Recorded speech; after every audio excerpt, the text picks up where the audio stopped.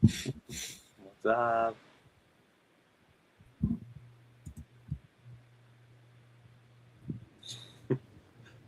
There he is. Greetings. Flipping us off right off the bat. Jeez. Bro, rock and Oh, roll. there goes Oh. Kyle. By the way, Donald, you're muted. Like always. Donald, you're muted. You missed one finger.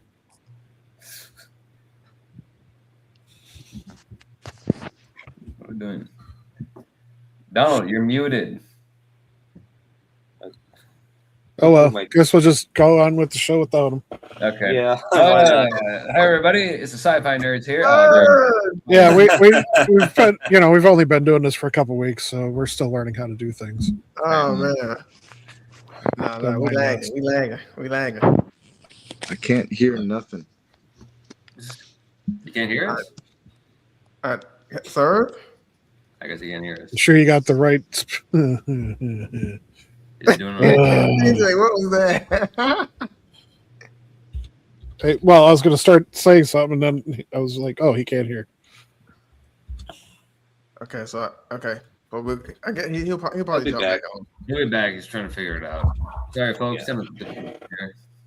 So we'll go ahead and run without him. But ladies and gentlemen, the Sci-Fi Nerds are here, and this week, well, for the next we'll say month and a half, we'll be reviewing Monarch Legacy of Monsters. So tonight we are going to be we did a small little recap on episode 1 last week, but this week we're gonna do have a bigger sample size for you guys this week. So tonight we'll be reviewing the Monarch Legacy of Monsters season 2, episode 2, and we'll be able to give our thoughts.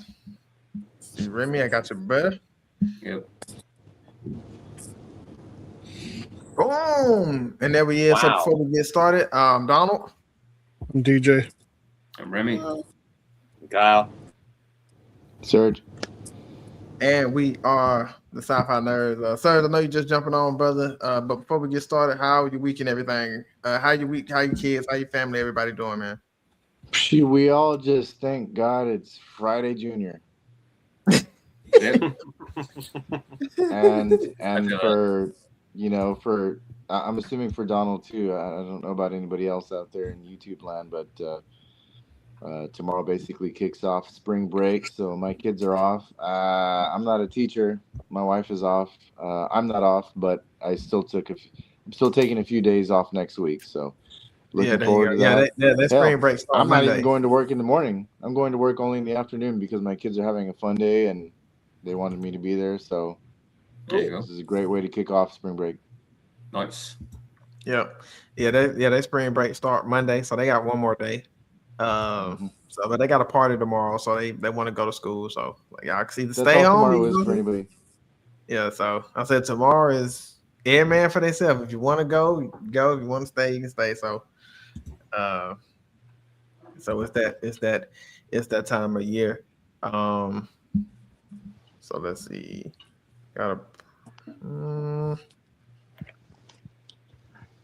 Okay.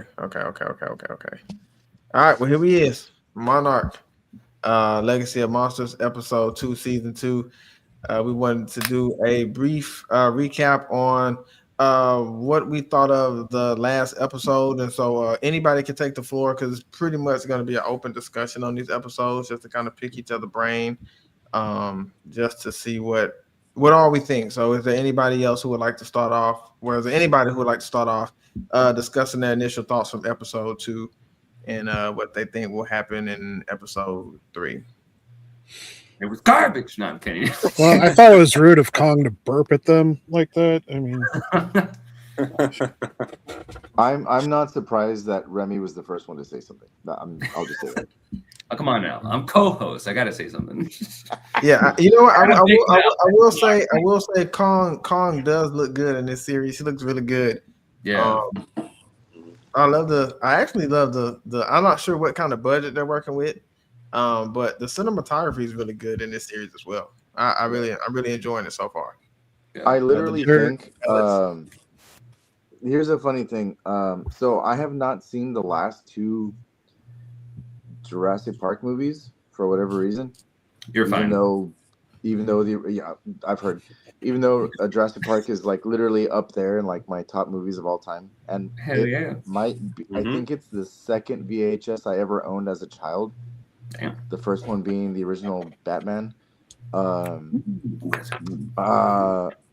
I know that the second to the last Jurassic Park or whatever, Jurassic World, whatever the hell it is on Netflix now. And so like when you just have it there, it starts to do like a little mini trailer. Oh And my yeah. wife and I were watching it, and it was I guess like the snow scene with the feathered raptor or whatever. Oh yeah. And we were watching it literally like within the past 2 hours, and we were like, "Oh look, it's there on Netflix." And I actually said, "Monarch: Legacy of Monsters literally looks better than this, and it's a show." Like it just like to me it was a no comparison. I was like, "This looks terrible." Like no, like I'd rather watch Legacy of Monsters than this. Yeah, for And sure. It just The looks crazy better. thing is they built this in a cave with a box of scraps. Damn it, DJ. Really? Tony Stark was able to build this in a cave with a box. That's Sorry. good. I like that. That's perfect. No, welcome meme. I love it. Oh man. But yeah, no, That was I'm good, DJ. yeah, but no, I'm agreeing with Donald and Serge on this. Yeah, the CGI in this show looks incredible. It's just especially like this beginning like segment of the episode where like it's more of Kong's POV. Because last episode we saw Titan X leaving the island and it was from more of the human's perspective. Now it's Kong following it and trying to get it off the island. And I love this kind of like 360 shot where it follows Kong in the water and then like it turns around and it's like him roaring up the helicopter. He's like, you did this. You. It's just a really good looking shot. Like it really is. It is. No, It is. I think what helps in this case is that they actually took their time Mm-hmm. Yeah. instead of rushing this like second season out. They took their time to develop it and process it and stuff, which is what is the problem with a lot of Hollywood productions these days. Like, Yeah, even though a season may take several years, they're rushing through it. Or a movie, like they come out with a movie and it's like the visual effects production has 3 months to get everything done. Yeah. Or Yes. something. That's most Marvel. It's just impressive that, I mean, it's just these first 2 episodes. I mean, I think the third one is out already, but I'm waiting for tomorrow for Friday. But don't tell me. I haven't watched the one. But Me neither. it looks like like Sonic the Hedgehog. How terrible he looked in the very very first one before it actually came out. Props to Paramount and props to Apple for like listening. It just from these 2 episodes, it feels like, hey man, like they heard our response to season 1, and it just kind of seems like everything is improved. Yeah. So props to them. Mm. Yeah, I will say too, the continuation of the story definitely picked up faster than it did in season 1. Mm-hmm. Season 2 picked up extremely fast, but in a good way though. And like you mentioned, DJ, just from the first 2 episodes that we received, definitely looked like they took their time, which is a great thing because, like you said, a lot of Hollywood production now prefer quantity over quality. So we're getting a good quality TV show, and like me and Remy talked briefly about this, but it's a great filler show for the MonsterVerse. Like it's really really good, and so I definitely been able to enjoy it thus far. So definitely looking forward to episode 3. Don't know what to expect in that one, so I'll definitely check it out tomorrow. Do any of you guys have any thoughts on Monster X so far? I mean, Titan X. Titan X. That's the wrong kaiju, Donald. that's Final Wars. We're not there. Yeah, that's my bad. Yeah. Don't kill me. Don't stone me.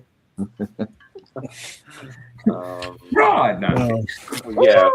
You want to go first, Remy? Because I like to hear your initial thoughts about Titan. Yeah, sure. Don't encourage it. Don't encourage it. Let me take the floor here, everybody. But yeah, no, I like the design of Titan X. I thought it's a pretty unique, cool-looking kaiju, and it's reminds me a lot of like the what was it, the Kraken or whatever that was in that Skull Island anime a bit. It kind of like reminds me of that creature, and we didn't really get we got this is probably like the best look we've gotten of the Titan so far.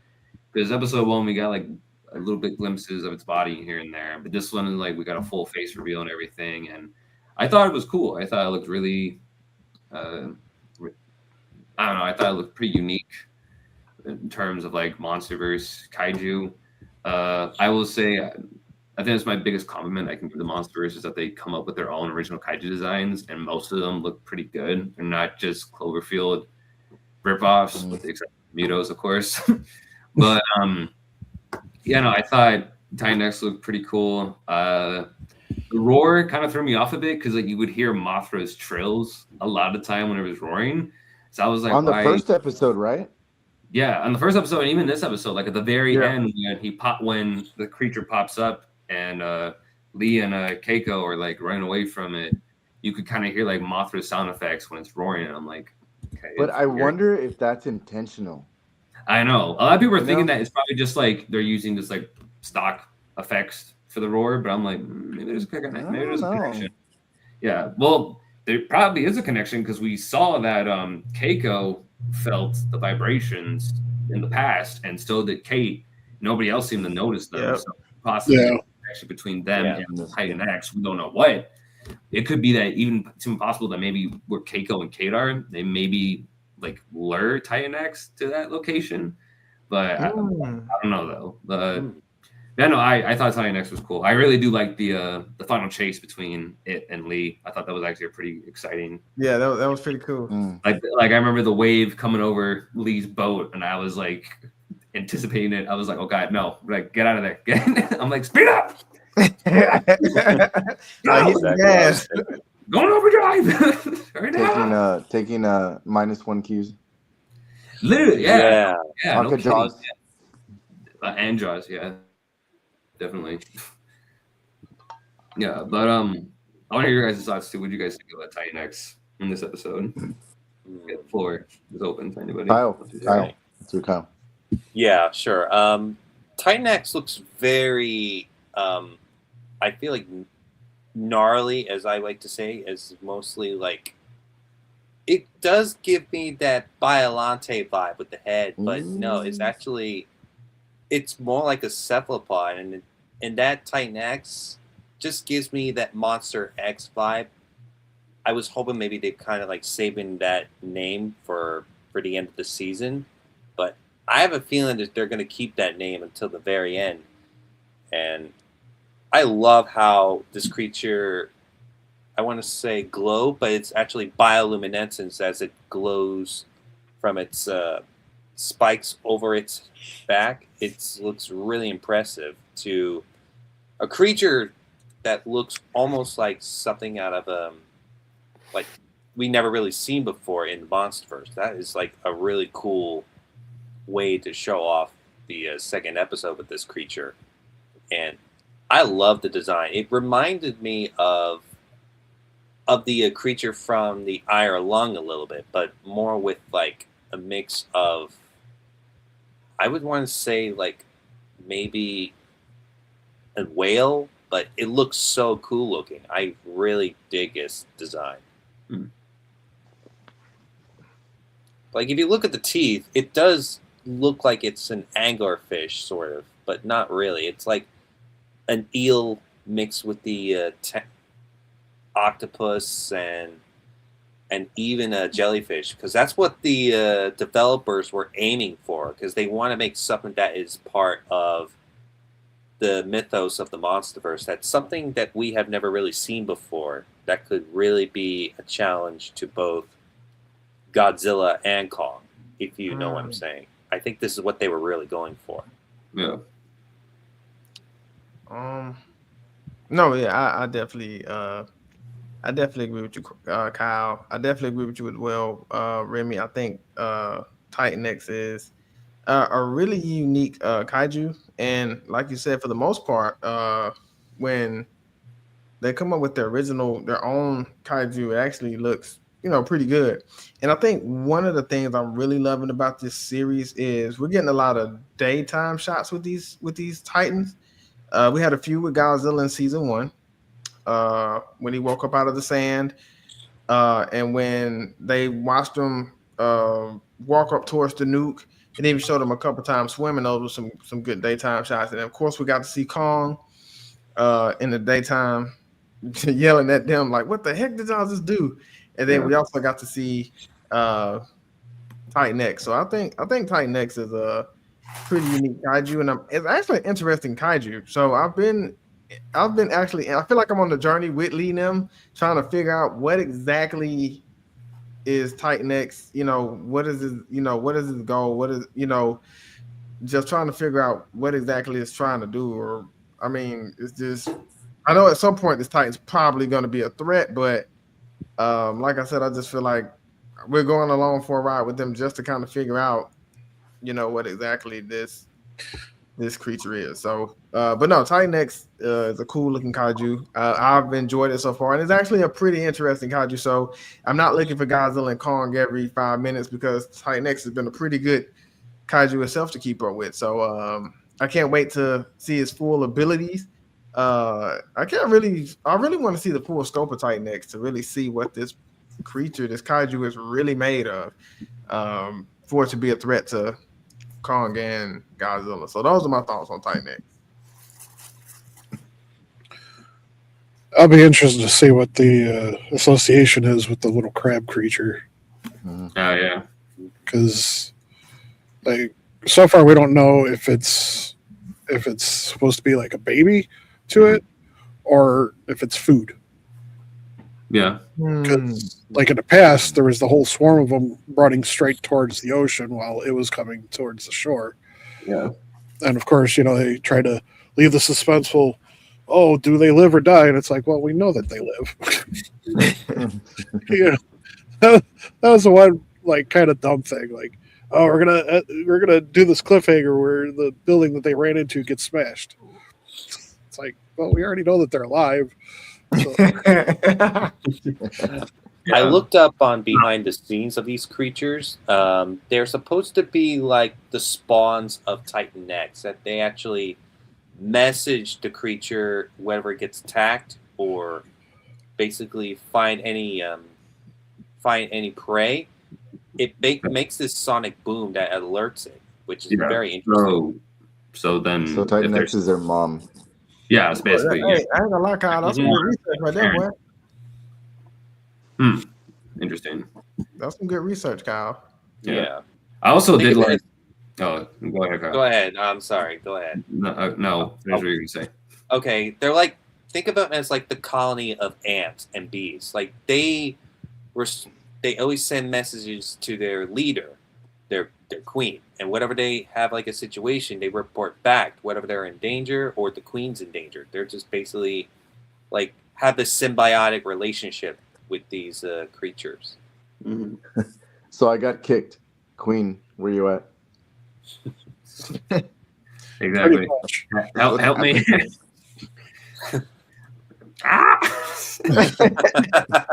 Mama! Mom, you kicked me. What? Well, I'll say that. I mean, I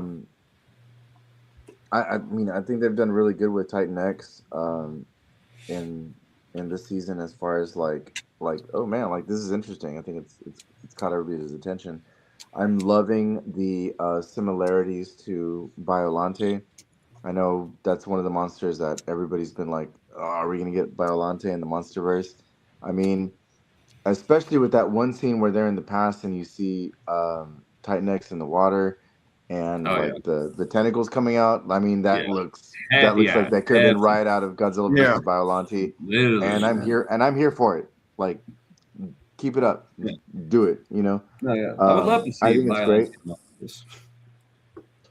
Yeah, and I don't know. And I know I had made the I pointed out the similarity between not the similarity, but just how like Godzilla 1985 had like the giant Like the sea urchin or louse. whatever, or the sea Yeah, light, and the those little critters, and I see this, and then I see Godzilla versus Biollante, and they're movies that are right next to each other, and I'm just thinking like, man, somebody's done their homework and they're putting things together in interesting ways, and I mean, I'm all about that. Although I will say that obviously, you know, Titan X does not look plant based, but more like like a Kraken and It's cross more sea between. based, yeah, more Yeah, marine. more I mean, aquatic.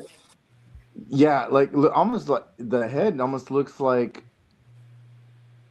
Biolante in the sense that it's a little a more extended version of Godzilla, like Godzilla's face, Godzilla's jaw. It's a little bit more extended, but it's definitely more reptilian. Doesn't look plant-like, but it looks more ocean-like. And I mean, shoot, it looks like somebody had fun with this, and I think it's awesome. Yeah. I agree. Yeah, no, and talk about the sea lice. This like the whole scene in the in episode 2 where you have this scarab thing running around the ship and like it attacks the guy. That's like kind of reminiscent to Dude. 80, 84, 85 when the sea lice. Yeah. That's all returned. The guy's like walking around the ship Yeah. and all the crew members are dead because the sea lice killed them. It's kind of like almost reminiscent to that in the way that Kate fights it off. Like I thought that was actually a pretty cool scene because like it's just we don't in the MonsterVerse we don't really get like a lot of like I guess like more personal scenes between humans and kaiju because you know they're kaiju, they're like enormous, so like we don't really get like a personal scene between them and a human in like a very like claustrophobic sort of space. But in this episode, I mean in this series, we're able to use these scarabs to that advantage and like create more like tense moments where it's literally just the humans against these things. Well, and that's great because that's like two of the more interesting things from the Heisei series that you can take from, which is obviously Godzilla 1984, Return of Godzilla 1985, and Godzilla versus Destroyer with the little destroyers, right? Oh, yeah. That's the only time we ever had smaller creatures that, like you said, Remy, added to the tension and like the horror aspect of Godzilla movies. Yeah, exactly. And I love that whole scene and versus Destroyer with the crabs attacking because like it literally is like a scene out of Aliens. And I love it for that. And it made it feel like more horror like as well. That was a pretty cool dynamic in my opinion that was added. And what Monarch Legacy of Monsters is doing, what I really like is we get consistent characters. Like we know the characters, we know their role, we know exactly who they are. So that's why I said this is a good filler, for the movies that's been coming out, because one of my biggest gripes with the MonsterVerse is the inconsistencies with the characters. I wish the characters were more, consistent. And but I mean, I'm like I said, I'm digging the show, and I think DJ made one of the biggest points when he was like, they really took their time and like they listen. And like Sir said, somebody really went and did their homework, giving us the show, because I think we got some pretty good characters. I'm still trying to get into May and sometimes even Kate. I don't know. I feel like their characters are a bit whiny at times. I don't know. At times, almost all the time. Yeah, like, Yeah. Hey, Like- they're kids. They're kids. Like, I mean, They're not kids, they're adults. yeah, Remy, you're a kid. They're like They're early kids. 30s. They're not early 30s. They can't The one thing that I found interesting is the fact that they didn't have any type of like internal sensors to detect foreign, creatures or whatever. Like I know it's not like super future or anything like that, but the fact that they've encountered these creatures before, they know that there's creatures this small. Like, how did they not build some kind of a system to test or scan for foreign DNA, non-human DNA? Like, Well, They're not in the Argo yet. Not a big excuse, but like I guess like you could say that like well, Lee and Keiko and them were like all absent for many years in Monarch, so perhaps they couldn't like address this to them. And also the fact too that in this timeline, or like in this part of the history of the timeline or the MonsterVerse, all the kaiju are like way bigger than this. So I guess they're not really used to like smaller creatures appearing. I don't know. It's something that crossed my mind. It's like, no, I get what you're saying. Like I thought they would have turned up the camera or something like that, and they did. But I was like, you could have turned up earlier. Like you guys don't like hear any like warning systems. Like you guys had a guy literally get mauled to death by one of these things, and nobody noticed that.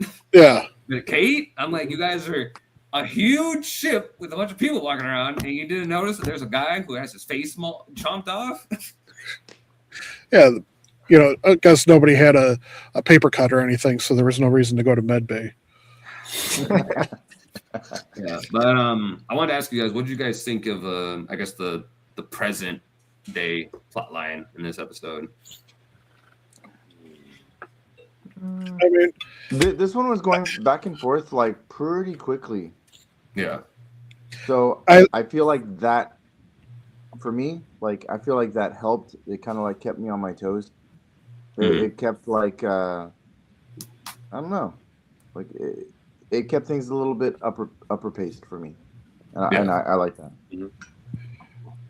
I like the fact that Tim was like, "I'm not the one in command," and they're like, "No, you are. You're the senior ranking person on this ship, so you're in charge. What do you want him to do?" He's like, "I don't know what to do. I just sit in the dungeon all the time." And Lee's like, "Dude, like, Monarch is going to want you to do this. So you got to take command, man. Like you got to. I know you don't want to, but you got to put in charge." But like his first instinct was just run and hide, and Lee's like, "No, Monarch would want you to tail this thing, to track it and study it. So make the order to track it, and then we'll confirm once we get in, communication range." Yeah, it's like, yeah, we got communication range, and you were right. Yeah, I actually did like Tim a lot in this episode. I thought he was actually pretty cool. Like, I did like that opening scene where they're like, what's their name, Verdugo?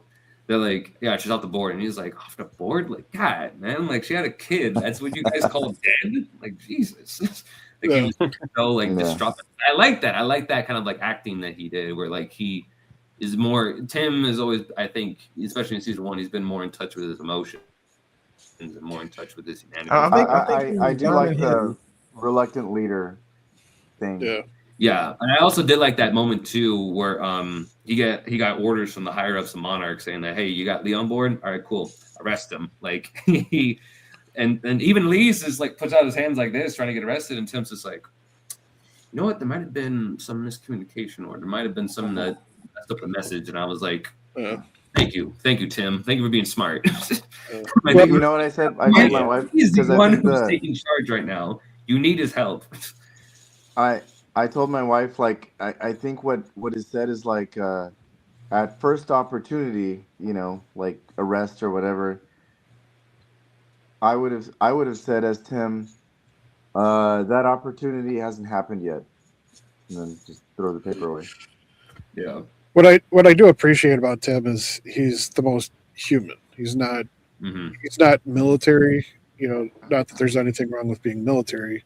Like, to do the military job, you kind of have to. There's certain things you have to kind of cut off emotion wise, and he's not that.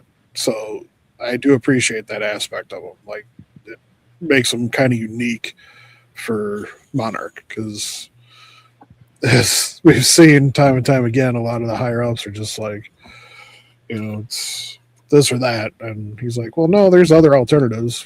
There's other things we can do. Yeah, I thought the only, speaking on that, DJ, I think the only higher up I feel like that actually also was still in touch with his humanity was Serizawa. I feel like Serizawa wasn't very touched and so with his humanity, but again, he's not here right now, so we're not able to see that. But I feel like Serizawa here, he would actually be the more logical one and be like, no. Oh, yeah. Okay. That's why Serizawa was to go. What if we get Serizawa in this? Exactly. That's why he was to go. But then y'all just killed him off with a freaking atomic bomb to the face. Maybe we can get some more of him. But I hope he makes a cameo, man. Like, I wish they make a cameo. That would be awesome. Yeah, man. We definitely need to get some more of him. What I would say about Tim is I think I do like Tim as a character. I agree with DJ. I do feel like he is, uh, you know, the most human out of all of them. I do think that Lee, maybe later on down the line, is probably going to be the one, and it's just my opinion because obviously this is episode 2. I think Lee's probably going to be the one to bring the most out of him because I feel like he's in a position where he's still finding his identity because he's not used to being in charge. He always kind of did sit back. So Yeah. now for him to get thrown in the line of fire, it's probably it'd be hard for a lot of people to kind of figure out, who to listen to or what to do. Okay, why should we do this? So I feel like he's still kind of trying to find his identity. And I think as the season goes, I think he's gonna tap into who he really is and who he's called to be because he's really smart. And I feel like he knows what to do, but it's so much pressure, so much going on, and it goes back to what DJ was saying, like, hey, just like when there was a whole bunch of other ships that Titan X was headed towards. Like, he had a big decision to make. Like, do I let him run through, all these people, kill all these people, or we got to figure out a way to, get Titan X turned around. So, I do like Tim as a character. I like Kiko. I do like Lee. Lee reminds me a lot of Mark Russell. Like, very determined. Seems like he knows what to do and his mind's made up. And like Remy pointed out to me, the difference between Lee and Mark was Lee actually is for Godzilla. He believes in Godzilla at the time. Mark struggled with that. Yeah. So, but yeah, I think the team is pretty good because you got a pretty strong team and you got a lot of strong-minded people. So, I think just with Tim right now, he's still trying to learn, trying to figure out his identity. That's what I believe. But I think as the season progresses, he'll start becoming more and more of that leader he needs to be. And I hope it's in a good way, though, not in a bad way. Yeah. He turns out to really start feeling himself, and then he becomes somebody crazy. I hope not. But but also like I did also kind of like the little moments we have with Lee and Keiko in the present day storyline, because again, like Keiko has been absent for so many years. So like when they were like when Tim was yelling out like, "You took a Monarch base by force," and Keiko's on the side like, "Wait, what?"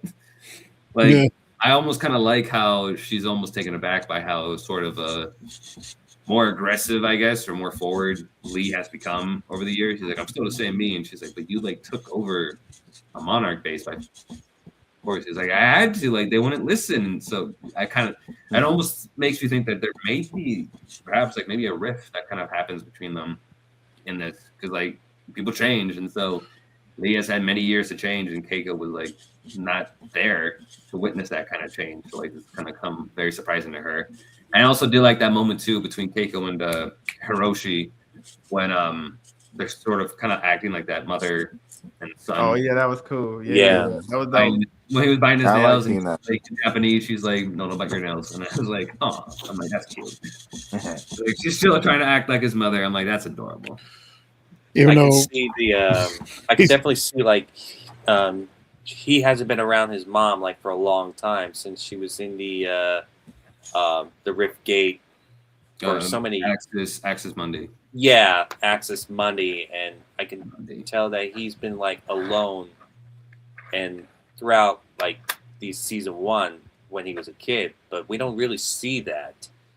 And now that he's actually reunited with his mom, it feels like this is something that he needed for all his life, that he missed his mom for so much. That's why I think it was a great plot.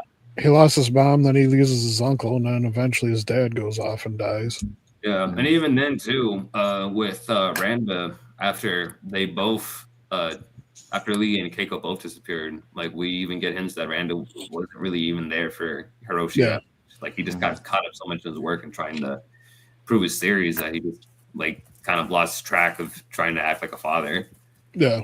And so there's that kind of like rift. There's that kind of like a tumultuous relationship between the two of them, whatever it is. What else? Yeah, but any other thoughts on the present day story? Because I know we haven't really talked about the past storyline yet. The one thing I like to point out is Kate's guilt, because she feels like she's responsible for releasing Titan X from last episode, Mhm. because I think she's like moaning of her guilt, because I think that's what, when you feel something that you did, that you have to save someone, like she had to save Lee, she still regrets for letting that monster loose, and we can see her like progressing this situation, and I feel like as this season goes on, I feel like she kind of like maybe, just maybe, she might be able to like, you know, overcome her guilt, but it might be a slow process, and I don't know. I if don't everyone think likes to so. do that. Well, it's not even that she. Well, yeah, it's Yeah, too that she feels bad for letting out Titan X, but also it's the fact too that she got Verdugo killed. So it's a combination of those two that's situations. that's true, because got her knocked she off. did got her killed. Yeah, but she's still acting the same way she did in season 1. unfortunately. Yeah, it's just something about her. There's- I don't know. Although man. I will say, especially after that desert scene in season 1, she has a slightly different attitude and respect for Godzilla, which I appreciate. Yeah, Yeah, but I mean, she's still whiny and She's still a whiny kid. self-focused. yeah. Well, I mean, in Yeah, all honesty, I find Kate more tolerable than May, so I'll give her that. Yeah, I do agree. I do agree with DJ. Like, I think that when you look at I like Kate, but I think it's just she's still kind of like the same way she was, but I think because she still got drama coming into season 2, because now she's having it out with her dad. In season 1, she was having the drama in season 1 as well, so it kind of carried over, and so I'm kind of hoping they can get past all that, because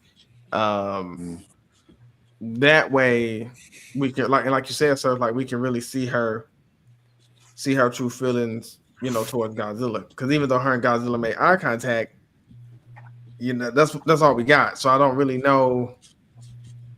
She may eventually come around once Godzilla and Titan X get together and squabble. And then she also might have a little guilt too, Kyle, going back to what Kyle was saying, is because the way that Kong looked at them when they let Titan X escape, he has some feelings towards them as well. He was like, oh, it's true. I almost want to see like Kate form like I wonder if Kate's gonna form like any sort of like connection with Kong this season as well. Because like we didn't really get that much on the island, but like I wonder like when it gets closer to the end of the series, like maybe it's Kate herself that kind of lures Kong out to take on Titan X, as like maybe that's her character arc where she decides to fix her mistake by letting the two of them fight it out, and maybe she's the one that kind of like lures Kong. Because Kong has always been more of that kind of like hero kind of character, where like he's more attentive towards humans and like he cares more for them than Godzilla. Because with Godzilla, he's just like, "Cool, you help me, and I'll get out of the way. I gotta kill this. I gotta kill this." But the thing that we have to keep in mind too is this is before Kong and Godzilla meet, Yeah, and the way that they made it sound, Kong never left the island before that movie. yeah, So yeah. in order for him to fight X has to get back to Skull Island, yeah, and then I'm then thinking that Godzilla gonna run them away. yeah. and then that Or it could be, again, we talked about a possible connection. Maybe it's the connection Kate has with Titan X, that she lures Titan X back to Skull Island so Kong can finish the job. Maybe. potentially, but then it also introduces the question is the events of this what leads them to building the dome and the little girl befriending Kong. Yeah. Well, I know in the comics, one that causes the storm on Skull Island is Camelot's the giant bat, but they never like addressed that in the movies because apparently the comics aren't really canon. Because that's the problem with this monsterverse, is that they don't follow their own fucking canon. I'm like, oh my god. Yeah, the comics, the book, yeah. That's the problem. That's the really big issue for me. They don't know how to follow their own plot sometimes, and I'm like, no, you have an answer to this question, but you don't use it. This is what happens when my younger self thought all the comics are connected to each movie, but then as Monarch, Legacy of Monsters, and Skull Island were introduced, I feel like everything seems a little disconnected. Well, a little tidbit about when it comes to any type of physical media that's like book or comic or whatever, when it's associated with a movie, there's no communication, and the stuff is usually written while they're developing said product, said movie or show. I remember starting to read the novelization of the Batman '89 movie, and they described all this extra stuff that happened when Joker shot Bruce Wayne in Vicky Vale's apartment, and it's like, how did he have all these gadgets and stuff on him in his suit? You know, in his regular street suit. Yeah, And you know, to the Godzilla vs Kong novelization, because you read that book and you compare it to the movie, you're like, what? That wasn't a movie. What are you talking about? So, like, there's certain things like storyboards or whatever that the movie production or TV production will share with potentially with the writers or whoever's making the, you know, the other media, the comics or the novels or whatever. But for the most part, it's up to them to kind of develop their own storyline and fill in the blanks. And like this is what happened with the whole Star Wars extended universe in the novels. You know, people took little notes and tidbits from what George Lucas had came up with for his movies and everything, and was like, you know, this is kind of what I had in mind for this backstory, and you know where I kind of see things going. And a lot of the authors did really good jobs of expanding it and taking it, running it. And then we, you know, unfortunately in that case, the next movies were trash compared to what the novels had created. So, but I mean, it's a common trope with this kind of stuff is you're gonna get all those discrepancies, and unfortunately, so So we talked about everything else. So I guess we could talk about the past storyline in this episode. Yeah, stuff happened. Yeah. All right. Well, all right. I guess. Then sure. I will say this because I kind of got to go. I have some stuff I got to do for my kids right now, and I can hear that they're still awake and they're not supposed to be. So I'm gonna hop off. But I will say this: this season is starting good enough that I am a little disappointed that we only have so many episodes before the next movie comes around. Yeah. I am enjoying it. Yeah, although I am very much looking forward to Supernova to see what they do with that. Yeah, me too.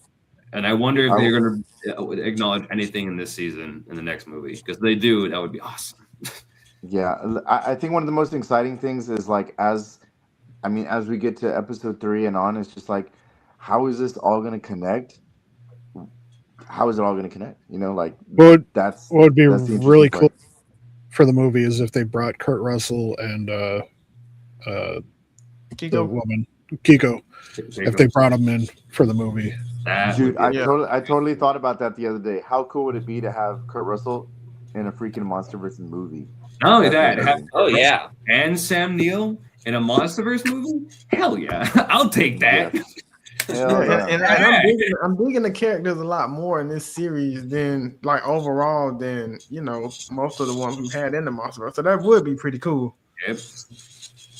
Yeah, no, I agree with that. Yeah, I would love that. I would definitely love that. But I'm gonna sign off, guys, because I got dad duties to take care of. But y'all enjoy. Good to see everybody. Yep. Have a good one. I'll see y'all on the next one. Yeah. Yes, sir. Later. Bye. All right, now that he's gone. Sure. Oh god, yeah. But I guess the first thing I want to talk about with the past storyline was the village. The whole thing with the village, I thought was actually kind of cool. Like, you know what? That was cool. That was dope. Yeah, it gave me big Showa era vibes, because a lot in the Showa series, we had a lot of movies where we would have some sort of village, like think about it, King Kong versus Godzilla, the original one. They had the village there worshiping King Kong. You had Mothra, Megalon. Eberron had a village. Ebra? Yeah, Ebra, that's right. Yeah, Ebra, yeah. No, yeah, Ebra did too. What else had a village in it? I think that might have been it. Is that it? No, I don't Yeah. think so. Because the others had the aliens. Yeah, the rest of them had Yes. I guess you could say maybe King Caesar, not a village, but he did have like. So I guess you could say King Caesar as well. But Yeah, that was aliens and like historical. yeah, lineage. combo the two. But yeah, no, I did like that aspect of the past storyline where like it kind of brought back the kind of worshiping sort of god deity that the show series kind of had, and even some of the I past. think you forgot Varen. Varen the Unbelievable did have a village. We're talking about Godzilla movies. Yeah. I mean, but even though it may be not part of the Godzilla movie, but did have connection to the Godzilla universe. Yeah. No, I thought that was kind of cool. I did actually kind of like that scene where Lee and Keiko realize they're both drugged and they're just kind of wandering around like what is happening. Yeah, and they brought out that huge fish too and cut it open. Then they're like, yeah, we're gonna summon Titan X, but we don't really like get any sense about like why exactly they're worshiping Titan X, other than the fact that I guess whenever it appears, like the fish is bountiful, so I guess they just get a lot of like good catch. But like, I want to know exactly like why, like what started that legend. Like, does Titan X like just appear at certain times of the year, like from Axis Mundi? Does it like wake up at some points just to like come out and like It's almost like a ritual. Yeah, exactly. So they have to like, is it kind of like the original Gojira where if the fish didn't come in, they had to sacrifice someone to Godzilla in the original 54. They had that legend in it. The old man in that movie talked about that. Like they would have to sacrifice a woman in order to appease Godzilla. Right, yeah. So I'm wondering if like this is kind of something similar where like they have to make a sacrifice in order for Titan X to keep returning to them to give them like a good harvest. So I want to see like where they go from that in the next episode. Like I want to see if they kind of address more of that. Yeah. The other aspect of it too is their resistance to outsiders. That's true. Yeah, they do not like guys coming in. Yeah, like I mean, it's based on their attitudes. It's kind of surprising they didn't just outright kill all three of them. Yeah, that's true. I think. No, that's a good question. Like, I wonder why you didn't just kill them. I guess they seems figured like that might make better sacrifices instead of just us killing them. I guess, but I'm I not think sure. that's exactly what I was going to say. You were definitely right on there, Remy. I think that's why they wanted them to be sacrificed so they could see the monster without leaving evidence. No, not to see the monster, Kyle, just to appease Titan X. So that they wanted them gone. They wanted them gone before the ritual started. Mm-hmm. And because they stayed as long as they did and they didn't leave, the one woman that was being nice to him was like, I'm sorry. And so the other dudes like they're good at dead. Yeah. So and they purposely all locked the doors and set up a situation where the mini creatures are going to come swarming out and stuff. Now, and what was interesting about that is the mini creatures didn't really seem that focused on them. Yeah. They just happened to be in their way. Yeah, I did notice that too. They were just like walking like around them. They weren't really. He kicked one of them. Pow! Yeah. It was kind of antagonistic towards them. The scarabs, they couldn't care less. They were just heading right towards Titan X. Right. Yeah. So I'm wondering the reason for that is exactly. Yeah. So it's just that like that whole part just kind of it's just really off because, like I said, they seem very antagonistic towards outsiders, and it's just weird that they tolerated them as long as they did. Mm-hmm. When it seemed like they were on the verge of just killing them outright because they were there, and then they drug them, or whatever for some reason. Yeah, I thought they was gonna drug them and kind of kidnap them and have them go, or tie them up or something like that, and they just let them, wander around still, and it's like the attitudes and the actions don't match up in my opinion. Yeah, kind of off. No, I can see that. Yeah, it was kind of very strange behavior. Again, I wonder if they're gonna try to address that in episode 3. Like, can you explain like why you were acting this way? Is there like an explanation to this, or is it just like a flub in the writing? But again, we'll see in the next episode. Yeah. One thing I like to point out is that it's reminded me of a scene in American Werewolf in London where they were forcing the boys to leave and they didn't want anything.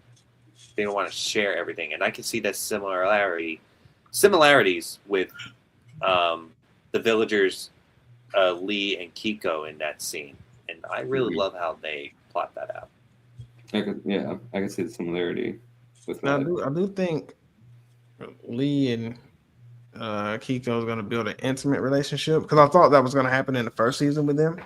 Mhm. But I think being in the situation they're in now, I think I don't know, being there for each other and understanding each other more, I think that might be the direction that they'll be headed in. Yeah. Well, they already kind of did in the first season. Like they had like that whole episode in episode 6. They had like that whole dance with each other in that one episode where they were like went to that fancy ball. Yeah, but she's already chosen the other guy. Yeah. Yeah. So that's why I don't know. I'm not a big fan of that. But see that. But I'm thinking since he's gone, I think since they're gonna be stuck together, but I think they already have feelings for each other. I think it's just gonna develop more. I kind of think they already liked each other while she was talking to him, pretty much. Yeah. I mean, I could be wrong, but it just. I mean, I don't there is a connection there, but the job cut that off. Like his responsibility of protecting her overrode. Like he wanted to pursue her, she chose to block it off, Mhm. and then ended up choosing Bill instead. Yeah.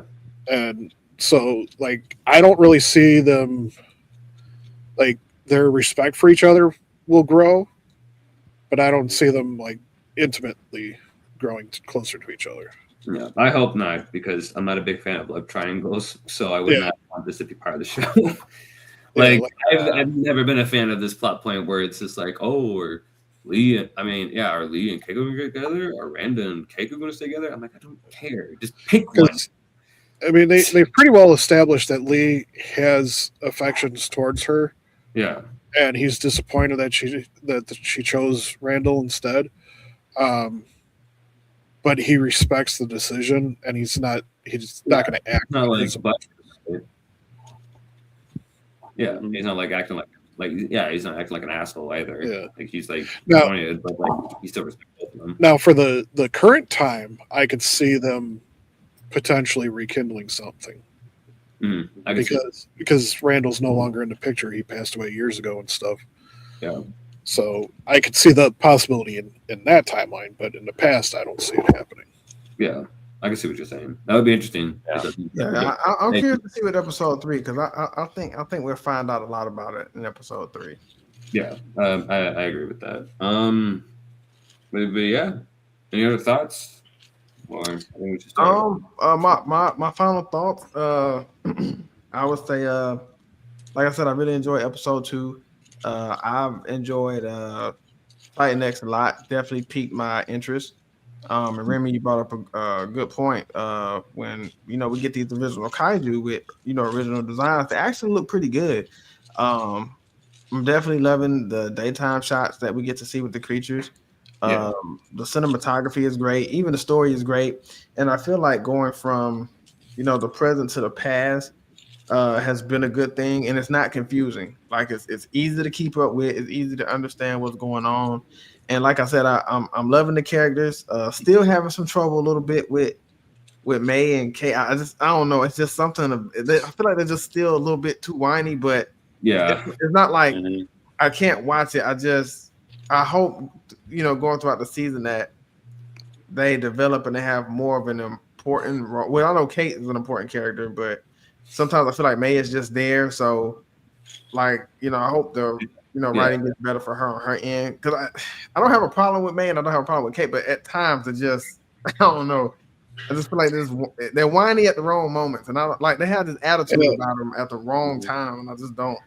It would be nice to see May actually live up to this reputation that she has of being, ultimate coder that can create this super secret code that nobody else knows how to do. Don't get me wrong. I'm pulling for May and I'm pulling for Kate too. But it's like at times I feel like it's the attitude about them, which of course, it's the writing and stuff like that. But but it's been. I mean, season 2 so far to me has been, like I said, we still got 8 more episodes, so it's been better than season 1. But season 1 was pretty good. So I've been looking forward to my Fridays and.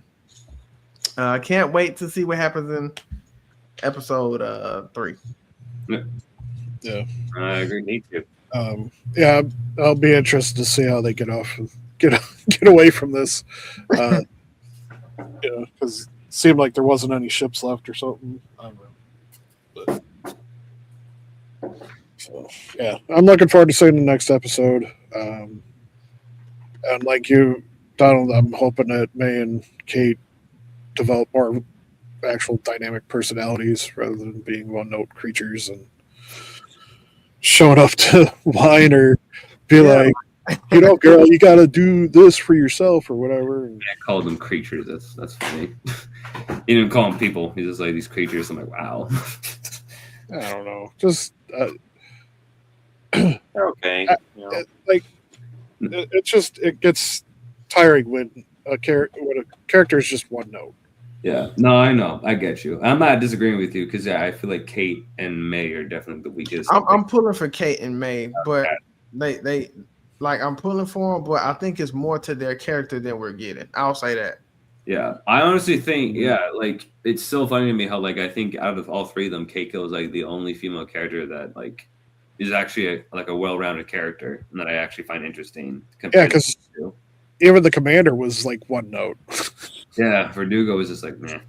I didn't like Verdugo. I was like, man. So, but yeah, exactly. But no. I kind of hope maybe we get to see interaction with Kiko and Kate a little bit more. I'm hoping for that too. It would be nice. I want to see like the grandma and granddaughter, character development as they progress through the season. She got a fine grandmama, boy. I would like to say.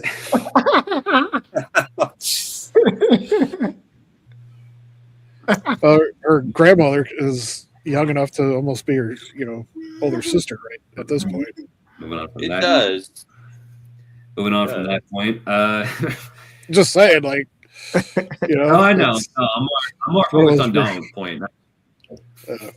Yeah, but no, I do want to see. I do want to see some character moments between Keiko and Kate. Like, I think I would find it hysterical if Keiko's just like, "Can you stop being so fucking whiny? Like, can you grow up here?" Like, Keiko's just like, "I had to endure Axis Mundi for almost many, many years. All right." Well, she was only there for 57 days. Yeah. Oh, damn, that's true. Yeah, that's a good point. But still. I had to deal with a whole nother world. You don't see me complain about it anymore. It happened. I'm moving on. Do that too. But yeah, no, I agree with all you guys. I'm still enjoying the series. I'm still having fun with it. This is a good episode. I'm looking forward to the rest of it. I'm looking forward to see what they reveal more about Titan X, and of course, I'm looking forward to when we start getting into the actual kaiju on kaiju action because I'm waiting for that. I'm like, yes, give me that, damn it. I'm like, I need it now, man. I can't wait for Supernova. I can't wait for -1. I mean, -0 because you're gonna start brawling in those movies, and I'm like, I can't wait anymore, man. I want WWE now. Give it to me. I want Godzilla throwing a chair. Damn it. I want arm bar. I want people's elbow. I want the stunner. I want Cole stunner. We didn't get the suplex though. We did get a suplex. Did you get a suplex? And the frog splash. Yep. I want an RKO. And Kong was beating Zuko with the. I want F5. You understand me? I want an RKO. Give me an RKO in these movies. I want to see Godzilla perform an RKO on Space Godzilla and Supernova. Give that to me. Bro, that's gonna be wild. Giant. Yeah, but yeah. I think that's it. Yeah, that pretty much covers everything. Pretty good discussion. I enjoyed it. Sarah's got to come on, so that was good. And Yep. Remy, you're watching episode 3 tonight, right? Yeah, I'm gonna check it out. Okay. Check it out. Let's follow the whole Check it out. thing. I'm gonna check it out tomorrow. And but now that wraps up tonight's podcast episode with the Sci-Fi Nerds. You can catch us next week at 9:00 p.m. Central Time to discuss episode 3. We'll give our full review and recap. Yeah. Monarch Legacy of Monsters. So with that being said, we get ready to sign off from Donald, DJ. Remy. Kyle. and we are the Sci-Fi Nerds. Y'all have a blessed night. Peace.